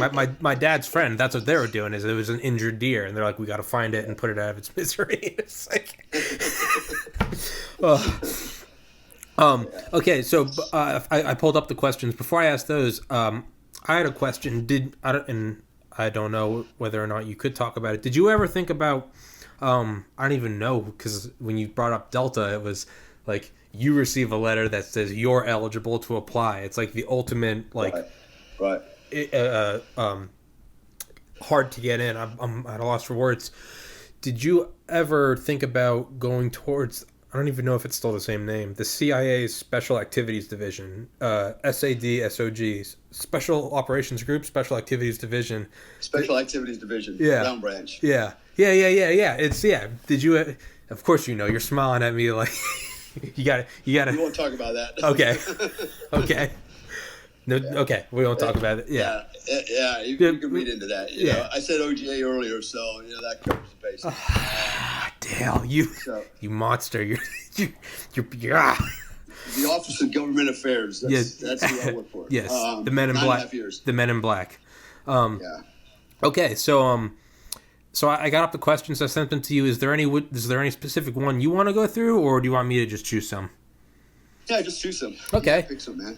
Okay. Well, some of the questions can be found in your book, so I'm not going to go over those. What did you do before Delta Force? Well, you explained it all, but it's also in your book. Yeah. Okay. The one I want to ask is, what was the funniest thing you witnessed in the field? And I think it'd be the explosives guy with the girl. I don't know if that's what you go in there and he. Oh yeah, it's the Playboy. No, while we walk in the room. Yeah. But no, actually, that was kind of funny. But yeah, you said it pissed you off. The funnier story was when I went to the field. It's a long story, but it's in the book where we went out and we were going to support a special forces team at a small camp on the border of Afghanistan and Pakistan. They were constantly getting attacked. So I brought me and 2 other Americans came in with about 60 of our Afghans in the middle of the night, and we occupied another small, broken-up compound about a mile away on high ground. And we snuck in, put everybody down to sleep. It was about, 2 in the morning. And then, sun comes up around 4:30 in the morning. And so everybody's bedded down except for security guys. They're out pulling security. And then my interpreter comes over and he wakes me up, and he's like, Mr. Dale. And I'm like, yeah, what's up? He goes, now this is Afghanistan. There's no water, man. Especially where we're at right now. There's no water, right? But they're down the hill on the side of the road. There's some runoff water, right? From like, I don't know, where it's probably sewage waterfall. I know, wasn't a whole lot, but it was water. And he asked me, he goes, hey, Mr. Dale, he goes, some of the men would like to go down and take a bath. And I thought, what the hell are you talking about, dude? Take a bath. We just got here a couple hours. Nobody's walking. We were sleeping, right? And he was getting like all pink in the face, right? And, I could tell he's getting really uncomfortable. And he goes, well, some of the men would really like to go. And I go, why? I said, explain that to me. He goes, well, and then he said, okay. He goes, basically the Quran says this, if you have a wet dream, you're supposed to bathe your whole body. And I go, okay, so a guy was sleeping and he freaking jacked off in his sleep. Yeah. And now you got to go wash himself because it's a religious thing. Got it. I said, which guy is it? And he points over, there's 5 guys laying, and he goes, those 5 guys in the same little group huddled together, right? and I looked at him, I go, what in the, F?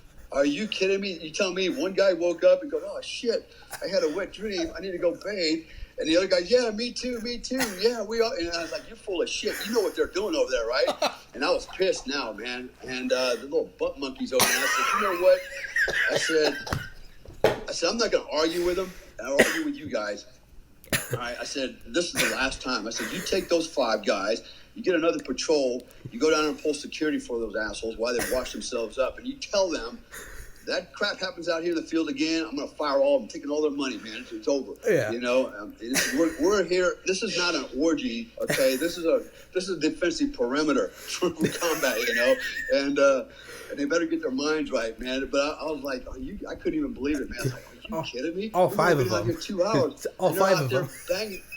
Banging each other in the corner. I'm like, are you kidding me, man? You know?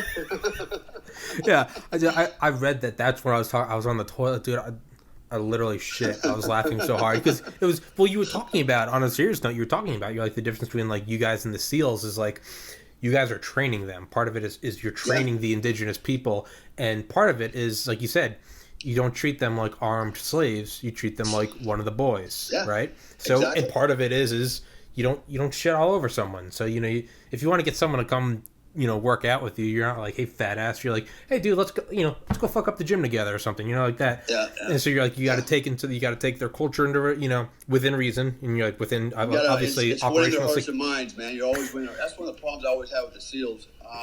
We had a few that were, you know, if they ran an operation, they wanted to take my guys with them because they wanted to put an Afghan face in the operation, right? And you know, give them more credibility, blah, blah, blah. But then they would try to control my guys. And I literally had them on the battlefield, look at them and tell them, no, I don't take orders from you. I take them from Mr. Dale. Yeah. Whatever he tells me to do, that's what I do, not from you. They just froze on him. Like, no, we're not doing it. And the reason why they did that is because, you know, unlike special forces, SEALs are not trained to do that kind of work, man. They're way outside their element, okay? They don't know the hearts and minds game. They don't understand the special forces mission, which is, you know, going out and recruiting indigenous personnel, you know, training them, taking care of them, you know, winning their hearts and minds and making them feel like they're part of an organization and not, you're just my freaking follow my trap, orders, you know? Yeah, follow my orders. And that's the problem, you know. SEALs think, you're supposed to yell at them and tell them to do this and tell them to do that, you know. That's how you get shit done. Yeah. It's not, man. No. You know, these guys will, not only will they shut down on you, they'll shoot you in the damn back if you get enough of your shit, you know. Yeah. All that said, you know, it was the same thing. You know, I knew that. Okay, you know, if I want to keep the peace and win hearts and minds, I'm going to have to let these guys go down there and wash themselves up. And, you know, be understanding. Yes. You know, the part that I had a problem understanding was like, dude, look, you guys came out here. I don't care that you have man love. That's what you want to do, but this is an operation. Exactly. Right? This is a mission. What if I brought a bunch of chicks out and we're all over having sex? Are we doing an operation? Yeah. Or are we doing an orgy? Yeah. Right? It's like it doesn't work, right? It's a problem, right? Exactly. So, which that's another area that I freaking really pisses me off is, you know, women in special operations, because that's exactly what's going to happen. Really? I've seen it already happen. Well, so, you know, that's one of the questions. Yeah. Yeah, you know. It's just the same old crap, but anyways, yeah. So well, I was gonna say that's what's so funny about it is because you mentioned in your book I could not give less of a shit what your sexual orientation is. You're like that. I don't care about that. You know, homosexuality. You're like whatever. That's not my business. The problem was hey, we're in the middle of a fucking war zone. You know, where you know you can't be doing that, and it's and it's you can't have five. You know, you're like wait, you got an AK-47. Keep your other gun out of his ass and keep it in your freaking underwear, you know, and be ready to go to fight at any second. You know, because, you know, we could get attacked at any time. You know? And it's just ridiculous, dude. I mean, some of the stuff over there was it was funny. Yeah. But you got to just take it for what it is, you know. That's their culture. Yes. It's not just their culture, man. It's the Arabic culture, too, you know. I can give you stories like that all day long, you know. So I guess when I went... busted that guy's bedroom door down and he was out there banging a chick, you know. At least he was banging a chick, you know. And he looked at me like, hey, come on, can I finish? 1 second. Yeah. And I thought, you know, at least you're doing a girl, but now you're going to have to get off, my friend. And kick for her, and she jumps out of bed and covers up. You're like, she got a new. You're like, she got a new apartment. Just needed a new door. Dude. I was reading that and I was like, this is fucking hilarious. But well, that was one of the other questions. Actually, I was gonna say, man, dude, how come you haven't been on Joe Rogan? Why the hell have you not been on Joe Rogan? I don't know. Never asked to be on it. Nobody's asked me to be on it, so. Well, you have to go because he sat on Andy Stumpf, who's a member of a dev group, SEAL Team 6, and he has some hilarious stories. And he was talking about Andy Stumpf was like, it's so crazy because you'll be 60 seconds out, 30 seconds out, 5 seconds out, and he's like, and time slows down, and you're going in and you're going through, and he's like, and we're hunting, we're going through the compound, and he's like, it's such a mind fuck because he's like, on 1 second you're thinking like, am I gonna go home to my family? And he's like, and 30 seconds later you'll be looking at the funniest thing in your life. He's like, for instance, in these compounds out in the middle of nowhere, he's like, they'll just have a room that they use to shit in. Just that's it, just a floor that they shit on. And he's like, and I'm coming out the back room and I see like two of my guys, these big hard Navy SEALs, and he's like, and they're vomiting because they walked into the room and they slipped on the shit, and one of them pulled the other down and they're rolling around and just in an entire 10 by 10 foot room of dog shit, and they've got their night vision up and they're just vomiting, and he's like, and you go from like life or death to just like laughing and snapping a picture. And he's like, but you come across a lot of the unexpected. I've seen some weird stuff, man. All kinds of weird shit. It's like, it can throw you for a loop. Yeah, well, so that's what one of the comments was. So he talked about Andy Stumpf, and he said Andy Stumpf talking about DevGru, and he said the more elite you get, he said it's often the more childish it gets. He's like, so you get the most elite killers, the most competent hunters, navigators, trainers, and he goes, but there's like the weirdest correlation. He's like, it's also like the goofier, more immature it gets. And he said, yes, is Delta Force similar? Is there a certain level? Yeah, no, it is. It's the same thing. We laugh and joke all the time, and even back then, it's like, man, we need to make like a bloopers video of the stuff that we've done. It's like I mean. Even in my book, I mentioned, my blooper was on the prison when that damn firing system got wrapped around my boot and the charge fell off, It's like, if you're going to capture that on video, it'd be funny as shit, But nobody saw that coming. I sure didn't, but it happens, And I bet the NRO or the National Geospatial Agency, I bet they've probably got some bloopers, some above top secret bloopers recorded. Yeah, they're all the time, man. There's all the time. There's something, just funny shit, man. Yeah. I had a guy one night. We were on a patrol on the side of a mountain, and it was just a small goat trail, and it was muddy and slippery, and you really had to keep your balance and be very careful. We're wearing the night vision goggles, and my interpreter was an Afghan, and wearing his night vision goggles, and then we're walking along, and then all of a sudden. He slips and falls over the cliff, goes down the hill, way down there. And I'm like, holy shit, right? And he's laying on the bottom, and I'm like, okay, is he dead or alive? And he starts moving around, and he's like, okay, I'm okay. And he's climbing back up the hill, and finally get him back to the top. And I'm looking at through my night vision, and I see all this black stuff running down his face, and I realize it was blood. He basically broke his tooth off and went through his lip, and everything was bleeding down his face, and I'm sitting there, on the side of the trail, I'm trying to get the medic over to clean him up, and I said something to him. I can't remember what it was, and he was trying to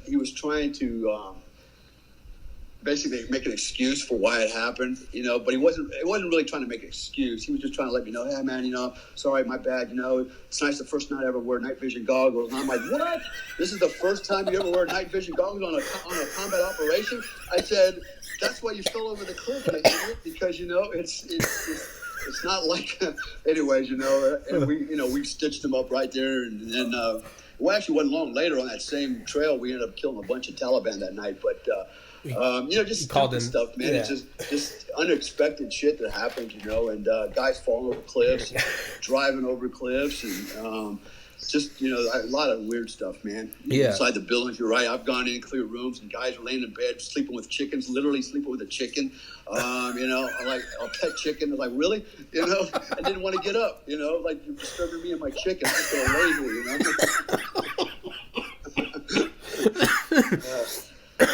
just a lot of weird stuff. You're running through a house, clearing it. There's goats and cows standing there in your way. Jesus Christ, dude. Dude, you have to do Rogan. Holy shit, you have to go do like a 3 hour. Dude, honestly, dude, that would. I'm somewhat disappointed in you, Dale, that you have not been on. You have not yet been on No, Joe Rogan. I don't go out looking to do radio shows. When people come to me and ask if I'll do it, sure I'll do it. I've kind of gone through a shift a little bit. I'm kind of like more focused on what's going to help me and work for me today. The business, other stuff. And put myself out there for radio shows.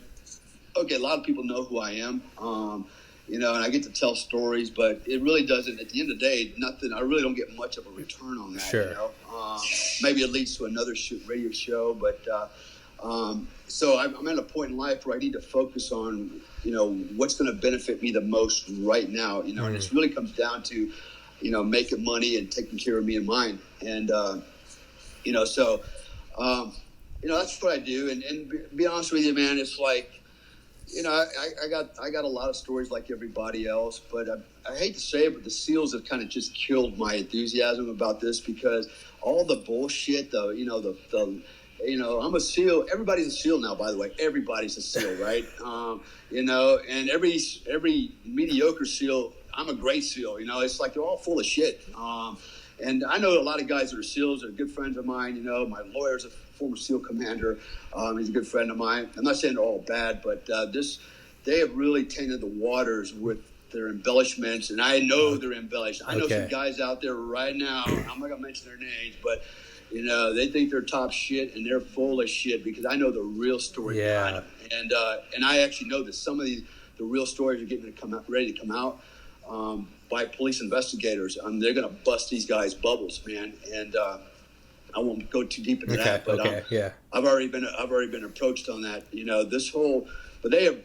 People go, well, why do you never hear from Delta? Yeah, because they really are the quiet professional. Yes. I'm the only loudmouth, but I retired a long time ago. Yes. But they are the quiet professional. You don't hear anything. It's not because they're not. Dude, they're operating 10 times more than the SEALs ever has been. It's just. Yeah, it's that mindset, like I talked about earlier, special forces, winning hearts and minds, knowing how to do your job, okay, SEALs are good at what they do, but that's it, man. They, they're a maritime counterterrorist, unit. They do, maybe it's underwater demolition, stuff like that, but they have a skill set. Interesting point here. Since I'm here, I'm just going to throw them under the bus one more time. Okay. There was a time when I was in the unit, we used to compete against them, right? Actually, we competed against about 80 different counterterrorist units throughout the world. It was an event every year, and we would field our teams and go out there, and it was a big competition. And the unit would always take the top 5 slots in everything. In fact, we outswam SEAL team's best swimmers. We actually outswam those dudes, okay? We had some serious studs in my unit that we had scuba teams, all that, we outshot them. Outperformed them. I go on all day long, right? And, I'm not trying to take away from them, but everybody thinks that they are the cat's meow. And unfortunately, it's because, they write their books, they write bullshit movies, or they tell bullshit stories, and you don't hear anything from the unit, And you know what? And the unit doesn't care, because they're not looking for that. They're not looking for fame. Yeah. Neither are the operators, right? And, I just got to the point where, I don't talk all their smack. At the end of the day, I do what I do. I do me. And if you want to hear what I have to say, great. If you don't, I don't care. Yeah. I'm doing me. I'm living the dream of Bali. Yeah. Exactly. Yeah. I mean, you like I said, if you were a book character, I wouldn't like the book, because I'd be like, dude, really? Like, I saw your Instagram, like, your wife, where you live, like, really? I don't believe it. It's cheesy. Really? Delta Force, smoking hot wife, lives in tropical paradise? Really? Yeah. But I'm talking to you, and it's yeah, man. It's all true. Dude, it's all true, man. That's so badass, though. It's I'm actually writing 5 books right now. One of them is tentatively called Apex, man. I've been working on it for a long time, but basically it's going to be a book on all the things we talked about earlier, right? Autogenic conditioning, self-actualization, being a better you, those types of things, right? How to make I call it Dale Comstock's, operator's manual, right? So, how to be a better operator or be a better person. and I'm going to have a co-author with that one, but he actually helped me write another book. He's a really good writer, a good friend of mine as well. And then I got 4 more books that I'm going to author myself that are going to be real life stories again. That one of them is about my mercenary work. Another one's about what's the word I want to look for? Basically, helping to repatriate guys that lost their visas in countries they can't get out. They're Americans or foreign nationals. Getting them out under the ground, get them back home. Oh shit! There's a weird story about all that, man. You would never believe something like that actually happens in the world, but it does. Like in some countries, if you owe money or you had a business, your business goes under, or whatever it is, they'll pull your visa or your passport. You can't leave the country. It becomes what they call a velvet prison. You're basically in country, can't work, you can't get out, you can't do anything until you pay your debts.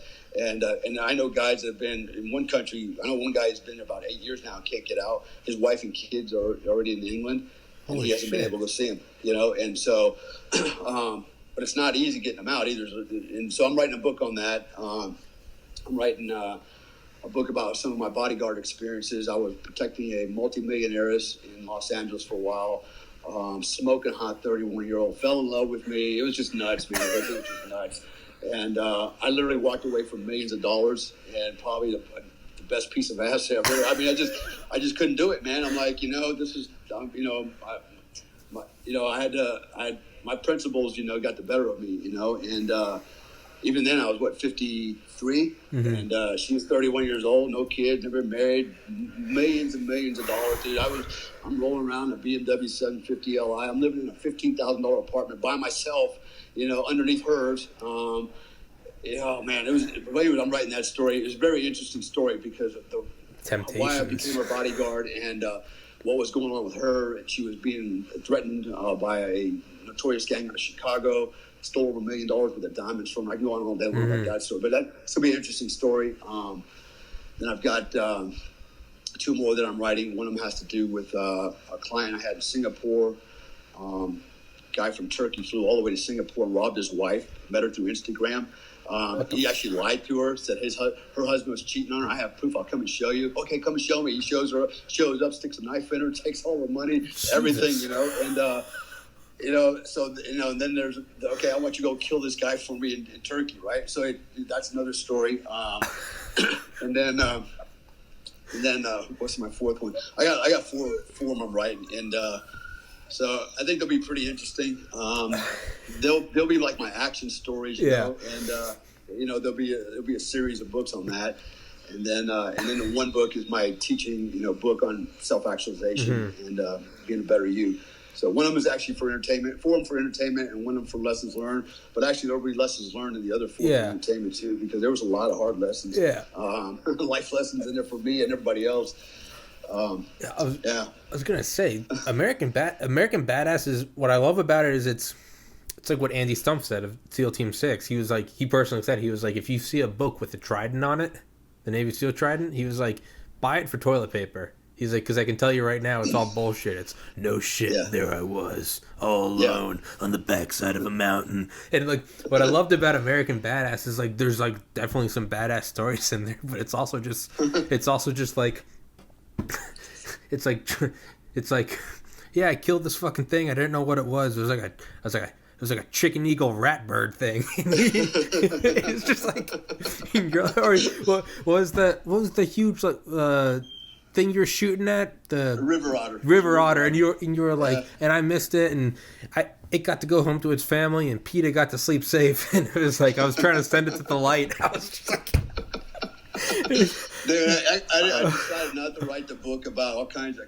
killing and morbid shit. Exactly, but that's why it's great. I'll leave that to the SEALs. Exactly, man, that's why it's great though. Their own chest. I just wanted to share the human experience, right? And my thoughts with humility, Yeah. I laugh at myself. I talk to myself. You know what? Delta Force operators, we're very capable. We're very good at what we do. But at the end of the day, we're still a freaking human being. We're the guy next door mowing the grass, man. Yeah. We're not SEALs that are freaking above everything. Yeah. That we're the real deal, and that's how I try to present it. I don't have to tell you how many guys I've smoked. Yeah. It doesn't matter. No, it's understood. So it doesn't matter. it's very real. It's 1 minute it's hilarious where it's like, like, you know, he called like an F-16 to drop a JDAM, but like 10 minutes earlier some guy fell off a cliff and you go, are you okay? And he goes, I'm okay, Mr. Dale, but I've fallen. No shit. That's why I'm asking you're okay. But he's waving up at you going, I've fallen. You're like, no fucking shit. That's why I'm waving down at you. And I remember his name. His name was Harley, for Harley. Yeah, Harley Davidson. Yeah, HD. Davidson. Yeah, HD. Yeah. And there's also like you said, it's not all like, no shit, there I was, you know, denied territory. Like, no, it was, you know, it's you know, your first confirmed kill. It's like, you know, I took a man's life instead. You're like, I saw him, you know, the guy in it was Panama? Was it the raid to get Carl Muse? Kurt Muse. Yeah, Kurt Muse. But even how you worded it was hilarious. You're like, he stuck up behind the wall, and you pulled the trigger 4 times and sent my regards, and it was sent him to the or with extreme prejudice. The guy during your last mission, when you decided, when you were like, okay, like shit, like, you know, you said even if it's just in my mind's eye, I may be looking at my kids and wife the last time, and you're like, I'm gonna get through this. I'm gonna get through it with valor. I'm gonna finish the drill. But you're like, you know, I gotta. Then you're like, and so with that, you know, it's this whole serious, like, you know, like I might die here. It's time to hang up. It's time to hang up the rifle. And then like it's building up to this, like, oh shit, what's Dale about to do? You're like, so I looked down and I said, like, hold on to your guns, and I gunned it at a blistering 5 miles an hour. Dude, the tire caught on fire. Yeah. I broke the front right shock on it, and it dropped down, and the tire started rubbing the inside of the fender well, and just started burning, man. Yeah. And rolling down there for like 3 kilometers. Yeah. The tire on fire at 5 miles an hour. It's like, shoot me. Yeah. Shoot me here. Yeah. It's literally, you're like, yeah, I'm driving. Was that the truck with all the antennas on it? Was that it's literally you're in the command truck bouncing but you had and meanwhile you got the imagery. You're like, I'm driving with my right hand. I got my left hand out the window shooting, and you're like.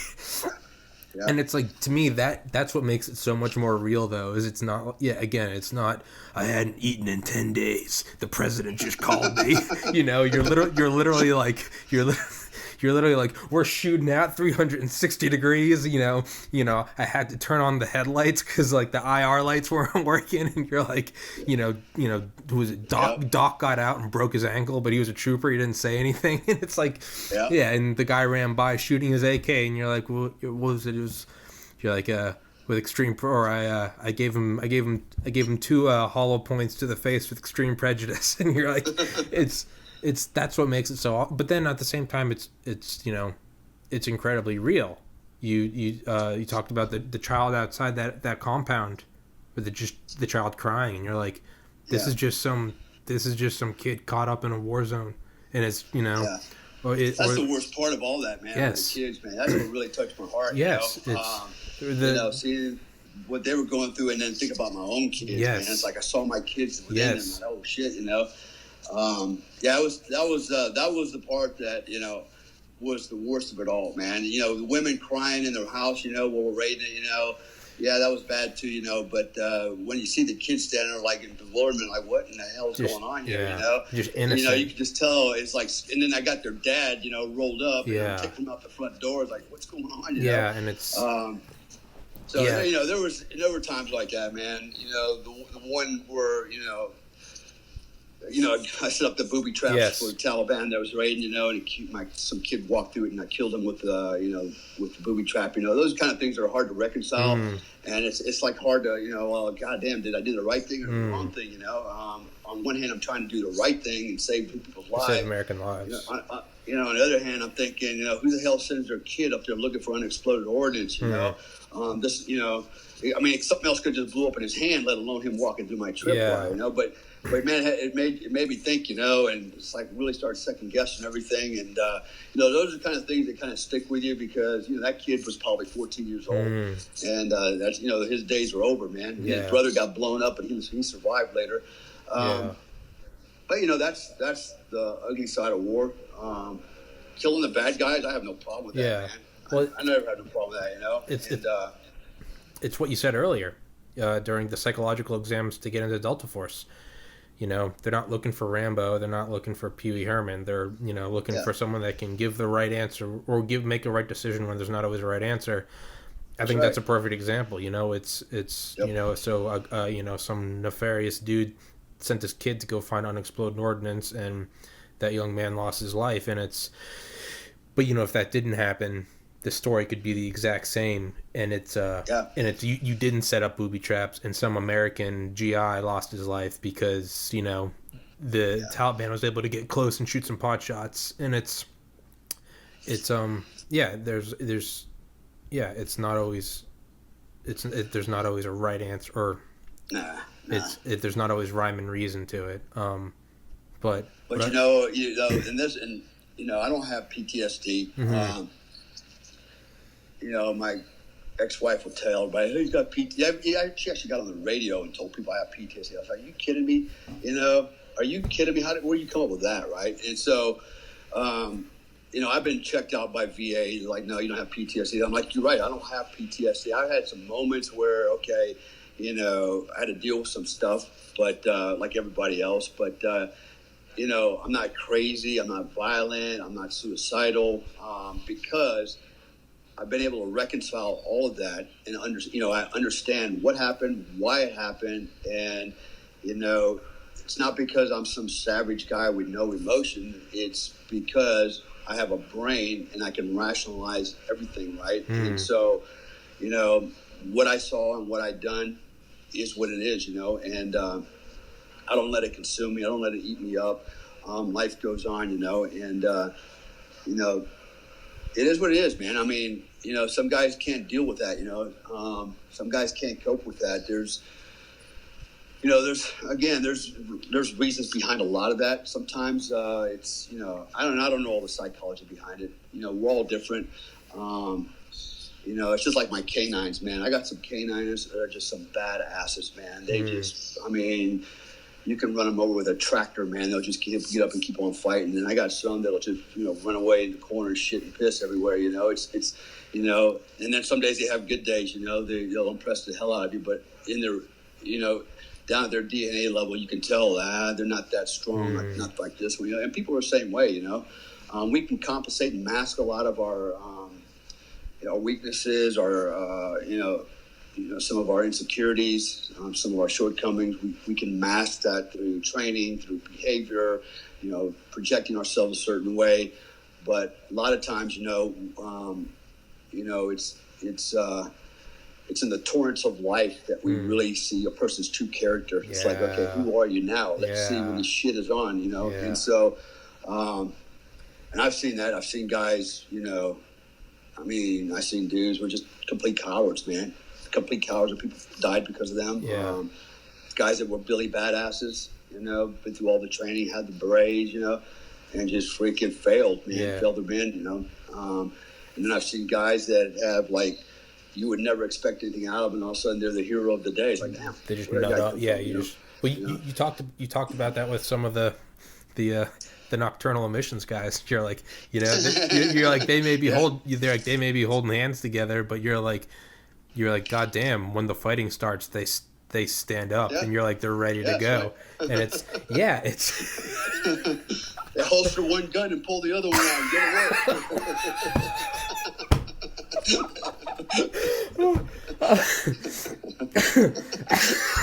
Oh man. Dude, oh my God! Don't get me on that one again. Dude, all these bad flashbacks. It's like, Dale, what do you have PTSD from? What you're like? It just, if this was your movie, it would show like the flashbacks, but it wouldn't be like war. It would just be like hairy dudes sweating and touching each other. I legitimately almost threw up when I was reading it, and you were like, we were out of water. And these guys stopped, and you're like, I saw this puddle full of like donkey turds, and you're like, this was water that even a dog wouldn't drink out of. And you're like, and we're walking and talking, and I realized everyone's getting quiet, and I'm like, how come no one's? You turn around and they're drinking out of it. Dude, I'm not shitting you. I literally did one of. Like, I was reading it, I was just like, motherfucking. You're like, yeah, and 30 minutes later, these guys are projectile vomiting. They were all throwing up. They were sick. Had 5 of them, man, that went down hard. 5 of them, man, and we were out of water now. Yeah. I had no discipline, man, and I was totally unprepared for what they did. I expected more, and I'm like, shit. It was bad. But what do you do, man? We're like, there's no recovery aircraft. You're in the middle of nowhere, yeah. And we're in the middle of nowhere. Yeah. The only way we're getting out of here is we're going to have to walk out of here, and there's no water. Yeah. And it's going to be a long way to go. Yeah. It'll be a couple of days. Yeah. And I was like, it was a challenge there for sure. They brought shaving cream and razors, and you were like, what the fuck are you guys doing?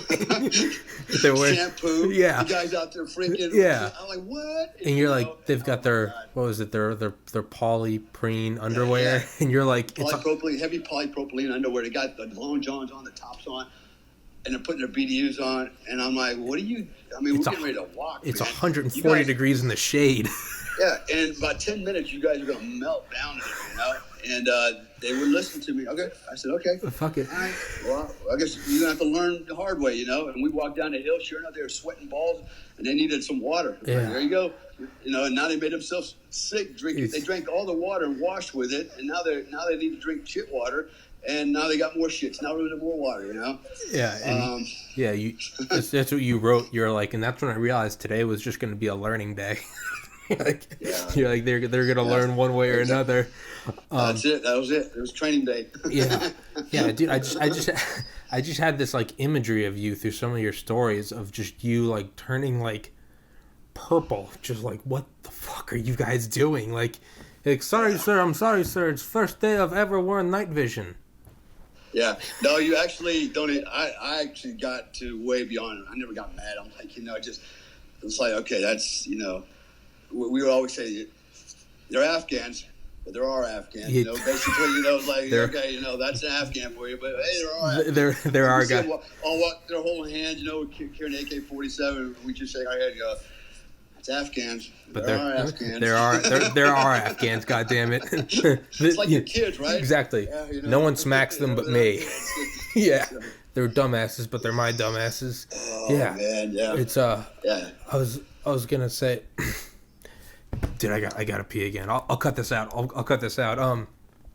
Okay. Yeah, so I'll edit this part out. Do you sorry, I know I've been talking your ear off. Do you gotta go? Do you want to get to the question? Yeah. Okay. No, I probably need to break it off. I gotta go back to work. I got some shit to do. Okay. So, okay. We can cut it off here, and then if you want to do another one some other time, that's fine. Okay. Okay. Well, with all that, I'm gonna whatever you want. Yeah. Would do you want to do another one sometime? Yeah. I would love it. Yeah. I would love it, dude. It's fucking hilarious. It's fucking hilarious, man. Dude, I love having you on because it's like it's all that. It's none of the. There I was, the president said, Dale, you got to do it for God and country. You're like, there I was vomiting lobster. True, man. That's why you're the American badass, because it's like, dude, only American would write this story. You're like, I'm sitting there like shitting and pissing, like, you looking. These Navy SEALs look like the girls we were just watching work out. Yeah. Oh my God. Yeah. That story. Yeah. I don't care, man. Like, whatever, man. You know what? All right, Mr. Comstock. Like I said, I can talk forever, but like you've got a million things going on. So hey, I apologize about yesterday. Yeah. No worries, man. Yeah, no big deal. You were like, you ready to go? And I was like, I wasn't really in no mood to talk. I had some issues here that I had to deal with, man, and a little out of sorts. So it worked out fine. Okay. Yeah. So. Thank you. Hey, thank you so much for doing this. Yeah, thanks for having me, man. Yeah, no, hey, dude, literally anytime. You tell me, I'll shoot you a message after this, and we'll work it out. I'll let you get back to work. But okay. Dale Comstock, everyone, thank you, sir. American Badass on Amazon, fantastic. It's a one-day read. It's fucking hilarious. That's what I wrote down. You gotta narrate it. You gotta put it on Audible. You gotta read it. Yeah, you know what? People keep saying that's like you got to. That's another. I got to figure out how to do that, But I would almost just rather just tell the story without reading it. Just tell the damn story, Dude, and we should do a podcast where you just tell the American Badass story. Yeah, we should. That'd be a long one. Dude, we can break it up into parts. I don't give a shit. Yeah, you can do whatever, man. Yeah, I'm good with all that, dude. Yeah, it'd be pretty lengthy though. We were talking 4 or 5 hours probably, for sure. Dude, I had Master Sergeant Daniel Libby from the U.S. Air Force on. We talked for 4 hours and 27 minutes. It was, we were just shooting the shit about whatever. Yeah, I've done some long ones too. Yeah, and I could talk. We could set something up. Absolutely. Just let me know, and I'll be back in the States next week for about 3 weeks. So, awesome. And then I'll be back here in April. Awesome. Just back and forth. So. Last thing, and then I'll let you go. My best friend that sent me the image texted me. It was like, if it's not Dale Comstock, I'm not listening. You got to give You got to give him a shout out. His name's Joe Udell. You got to say shout out Joe Udell. Udell. Joe Udell. Hey, shout out Joe Udell. All right, man. Well, let me give a shout out to Joe Udell, man. Yeah. Dude. My number one fan. Yeah, he will love it. Awesome. All right, dude. My pleasure. Thank you so much for coming on. Hey, my podcast is your podcast. This is Dalecast. Whenever you want to come on, dude, please, I appreciate it, brother. Please, I hope to have a million more episodes with you. You're fucking hilarious. Anytime, man. All right. Thank you, bro. All right, man. Godspeed. God bless. Bye-bye. Bye-bye. Bye-bye.